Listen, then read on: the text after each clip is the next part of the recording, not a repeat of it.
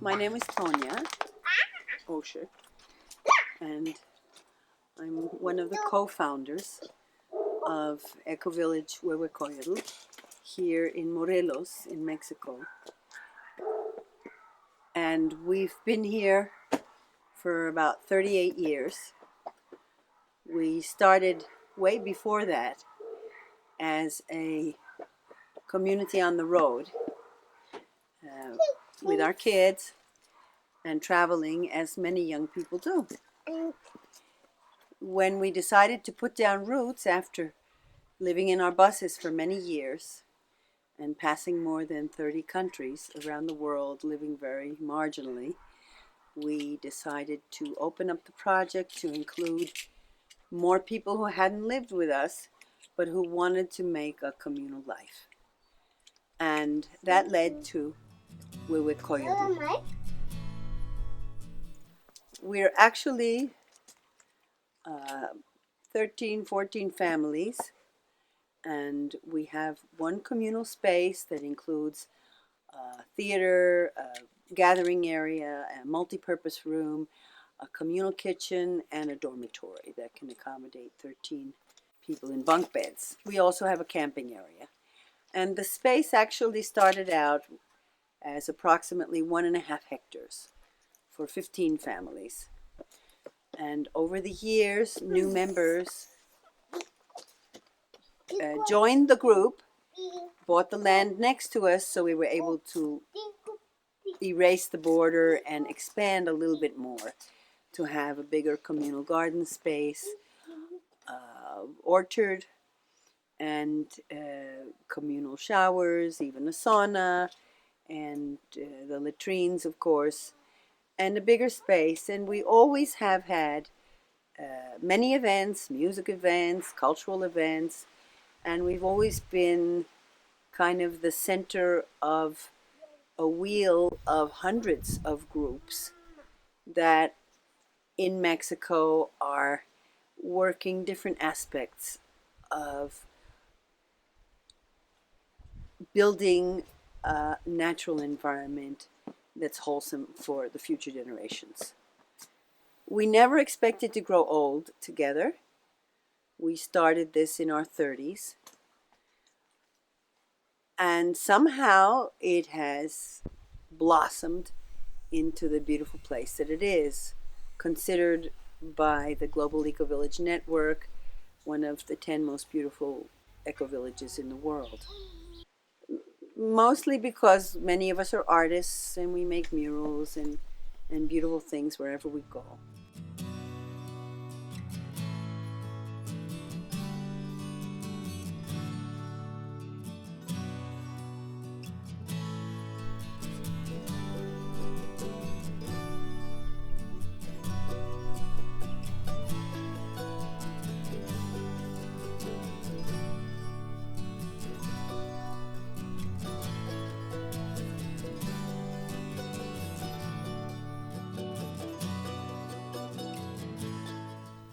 And we're not just here enjoying paradise, which this region is a beautiful area with huge mountains, forests, native people who maintain their traditions. And we also, many of us are doing a lot of social work, volunteer social work around the world in different areas. One family that's Ecuadorian and Mexican has been doing the rights of Mother Earth over the last 5 or 6 years. They've been involved in creating Vision Council Guardians of the Earth festival events in Cuba, Chile, Brazil, Ecuador, Bolivia, in many places besides here in Mexico, where we started something called the Vision Council Guardians of the Earth. That brings together people who are interested in ecological concepts, people who live alternatively, and indigenous nations who we've learned from and that we continue to learn from. My feeling is The only people in Mexico who really have the right to use the word sustainability are the locals who live in the villages. The villagers of small villages everywhere in Mexico have been living sustainably for thousands of years. We know that the origin of corn is Mexico, and that for 10,000 years the native people have selected tiny, tiny, tiny kernels to develop corn into what it is today, and that it has spread all over the world, being so adaptable. So this is a corn culture, and you'll see lots of evidences of that, even in the entryway of our community. We paint the posts as if they're corn. And we have tried to learn from the local people who have been villagers. They're Nahuatl people in this region. That's the language that they spoke and still do speak. And we didn't know what Huehuecoyotl meant when we first came here. That was the original name of this land. It's a Nahuatl word that means hue, old, hue, old, coyotl, coyote. We came to understand that Huehuecoyotl is an image that occurred in the codices of Mexico thousands of years ago. This community was started by 3 Mexicans who actually traveled the world for 12 years before we became what was called the Illuminated Elephants. There'll be a book published this year called Nomad Living, the Story of the Illuminated Elephants. So for 12 years, this group of Mexicans gathered friends all over the world, and that became the makeup of the theater group that started Huehuecoyotl, together with other people who wanted to start a community. So we were a traveling band of artists, musicians, dancers, writers, photographers, video makers, singers, and that's how we lived. Art was our calling card, you might say. And we made performances not only everywhere here in Mexico, but all over the world where we were living at the time. So when we came and made some roots here in Huehuecoyotl, we later discovered that the name Huehuecoyotl, which is the name for thousands of years of this piece of land, turns out to be the spirit, the numen, or the god of music and dance and culture and poetry and painting and sensuality. So it's the spirit of culture that we've been called to. And that particular space has enabled us to do huge festivals where people and groups come from all over Mexico to perform here for our anniversary festivals. It's always difficult to generalize. There's a great diversity in the orientation of every family living in a community. Some families, because we have so much freedom to live the way we want to live, may be very consumer oriented. Other families may be very austere oriented. Other families might be vegetarian. Other families might have a different orientation. So it's what you bring to the community that matters, really. Of course, you can create a general tone of doing things and have some norms in community, ecological values and not using toxic chemicals on your garden and stuff like that. But basically it comes down to what each family brings to it. The social values develop over time if the people and the families that make up a community agree on the kind of social values the kids want to be raised with. We actually started an alternative school in the village of Tepoztlan, and we had this school for 16 years, and its emphasis was more on social values than it was on competing with the intellectual capabilities and the PSAT scores in other countries. So The social values that we concentrated on in Setilisli, which was a Nahuatl name for we managed to stay together, permanecemos juntos, was a wonderful eclectic experience for the kids, most of our kids who went to that school. We did this school together with the local people of Tepoztlan. There were grants, so their kids and our kids could also be together. And it was a linear, organized school. There was not hierarchies. Our meetings were consensus facilitated. And that school was considered like a magic school because every June it would collapse from lack of funds, and every September it would open again because we'd be very busy all summer trying to get funds together to open the school. So,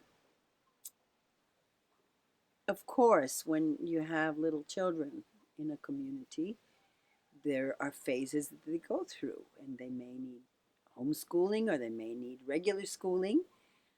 But whichever way it is, uh, you as a community need to anticipate what you're going to provide for the kids. We also made sure when they came home from school, even though we don't have a group think concept here at all, that when they come home from school, there was a communal lunch already set on the table and ready for everybody. We did all the rotating of the responsibilities for that. And that went on for a couple of years, every day, always having that stability for all the kids to eat together with us in the communal house. There are so many different types of communities, and one of the ways I feel that people thinking about these issues is to realize it's not necessary to live in an intentional community.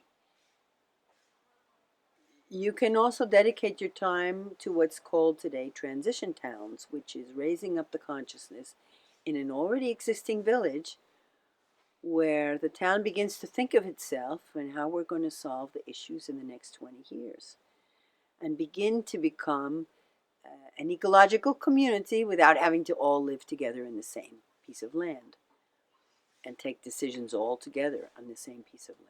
There are many different ways that communities can be lived, and today we know that longevity in life is very much connected to how much you feel a sense of belonging to a group, to a tribe, to community.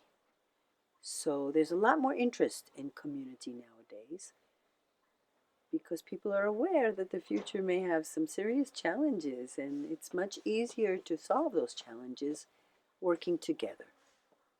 There are many things to say about the value of living in community. It's not for everyone. It's a skill you develop.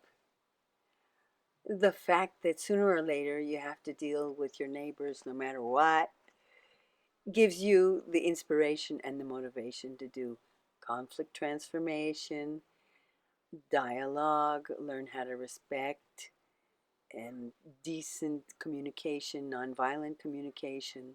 These are all personal skills we should all develop in life. And living in community, we're kind of motivated to learn them quickly.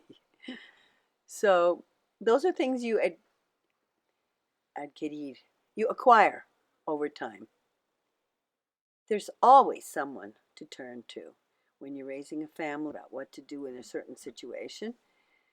There's a lot of alternative moms and dads, uncles and aunts to turn to for many things. I don't think in all the time I raised my daughter that I ever paid for a babysitter more than once or twice in my life. There's always somebody who's willing to take on your kid together with theirs. We always treated all the kids to be welcome in our homes. Sometimes the kids would run like little wild ponies, all 6 of them would run over to the house that had more cake and more television and more this and that. As I say, we're not all of the same philosophy in how to live our lives. So the welcoming of the children was something that enabled them to feel like they come from a bigger family. And today, all of our kids feel like brothers and sisters, even though they're not blood brothers and sisters. The value for parents is that you're not alone in dealing with all the different things that come up through the lifetime of your child. Whatever emergencies occur,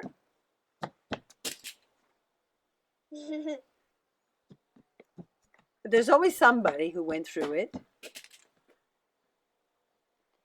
And you need a cup of flour, you need a cup of this, you need some vinegar, you need some, cleaning tool, you need a shovel, whatever it is in the moment. You don't have to run to town and get it. You can always find a neighbor who can loan you the ladder or loan you the tool that they have. It makes life a lot easier, especially when you have sick children at home, or you yourself are not feeling so good. Somebody comes and brings you food that's already been prepared. It's the kind of give and take in life that allows you to weather any little bumps in the road. That's a very nice aspect of community. And also you get other people's opinions about things. Sometimes I might have an opinion about something, and 5 or 6 of my neighbors will say, no, but you got to look at it this way. And wisdom, you acquire wisdom from living together with other people and being open to hear their perspective, because we don't always have a corner on right action. There are many values to living in community, and there are many challenges also. Looking back, one of the great advantages to this community was the freedom we have to live our lives fully. We're not obligated to be here. There are many times there's only a few people here trying to manage the whole thing, and it's difficult at times, but everyone has had the freedom to live their life fully, to follow their mission in life, to go to relate to circles of shamans in the North Pole or down to South America, building, networks for the rights of the Mother Earth, or other people, going off to study Hindu dance in India for many years and coming back to enrich the community and the region with that. We've had a lot of freedom to live our lives fully, and that might be one of the elements as to why we've been able to last for 38 years. None of this was built from day to night. Many of us were raised in suburban or city environments, and we've had to learn from our professors, the country people, who have been living this way for thousands of years. You can start at any time. You don't have to wait to live in community to start. And you can start by separating your garbage well, becoming aware of all the things that you use, how many of the things that you use are processed, how many of those things are actually have transgenic elements in them and are destroying your health. You can start anywhere. Just with the garbage you can start. And one thing usually leads you to the next. Maybe you start to be involved with a community garden in your neighborhood. Maybe that begins to interest you in plant medicines and maybe alternative health opportunities. Maybe that takes you in another direction. But growing your life like it's a garden, putting seeds into your life of different elements that you want to see grow in your life and in your children's lives, is the way to start community, no matter where you're living, whether you're living in a city or you're living in a suburb, or you have the dream of living together with other people. When we were a traveling performing theater group of 15 grown-ups and 13 children on the road, we always had councils to take important decisions. We never meddled in other people's personal business unless it related to everything that was affecting the group. And that's how we took decisions. It was a kind of consensus telepathically, but we didn't know official consensus decision making and facilitation of meetings until the middle of the 90s. We practiced consensus pretty well, I would say, for about 32 years.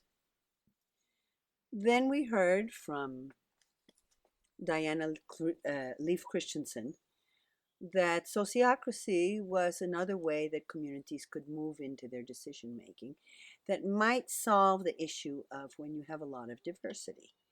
We had become a group that was very diverse. We already were diverse, half Mexicans and the rest from 10 different countries.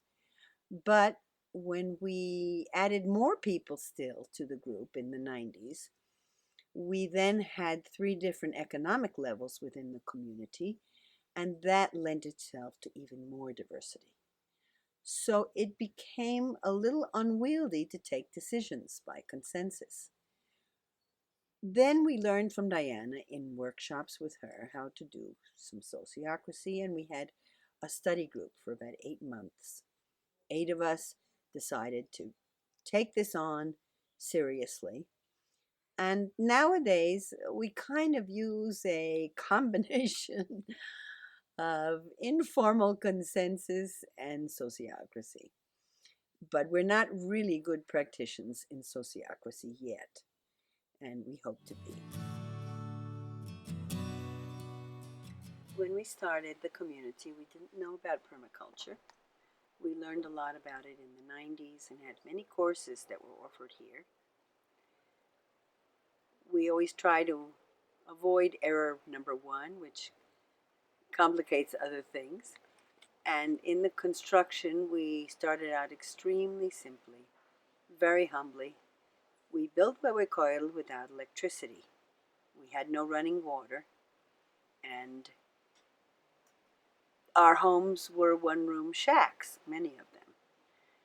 So when we had more money and could rebuild the community with all these water capturing, water storage, water recycling, soapy water recycling, biodigesters, wetlands, settling tanks and filtration ditches,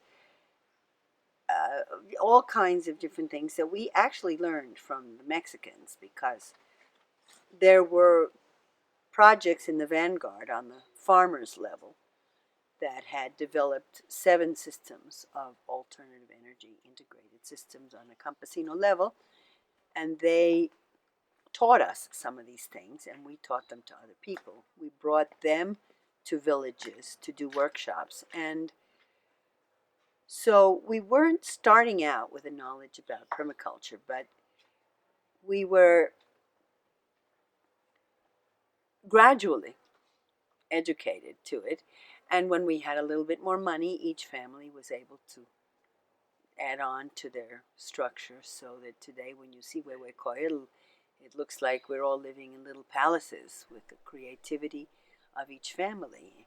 Some of the houses are rectangular, some of the houses are octagonal shape or round. Some of the houses have solar panels even, but the infrastructure matters, but matters very little in comparison to the importance of the spark, the vitality of the life between the people. And that requires a little bit of personal work on the part of everybody to learn how to soften your differences, understand each other, and move forward in a positive way. You don't always have to agree all the time with a different philosophy of somebody else, but we need to find common ground. Climate crisis has put many places into a big question mark about how to deal with the changes that are coming. We always had a little bit of flooding because we get 4 months of constant rain and 8 months of a dry season. But nowadays, the 4 months has changed a lot, and we're getting a lot more dry season during the rain. But after the dry periods during the rainy season, we get tremendous flooding. Much different from in the old days when we could predict the different seasons. So we've had to learn how to use berms and swales, and something which is new to us but not new to permaculture called zuni pools. Zuni pools come from indigenous understanding about how to make pools that slow down the velocity of a floodgate and allow it to circulate before it spills over to another zuni pool. Allows it to circulate and slow down before it continues on its ordinary way down the mountain. The water flood comes down there. Okay, the flooring does not have cement. That allows the moisture to absorb. So there can be a huge flood, and this will fill up. Bye-bye. And in a few hours it'll disappear. It spills over here at the lowest point, goes into the next one. The next one is a zuni pool also.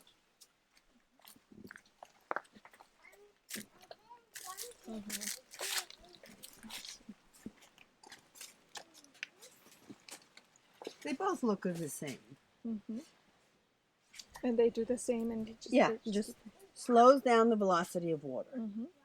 Now, we did put berms and swales down below in perpendicular rows, but that did not solve it. So you did that first, and this was the next. This solved it, because I'm here all the time, and I watch what happens, and we get some storms here that are really amazing.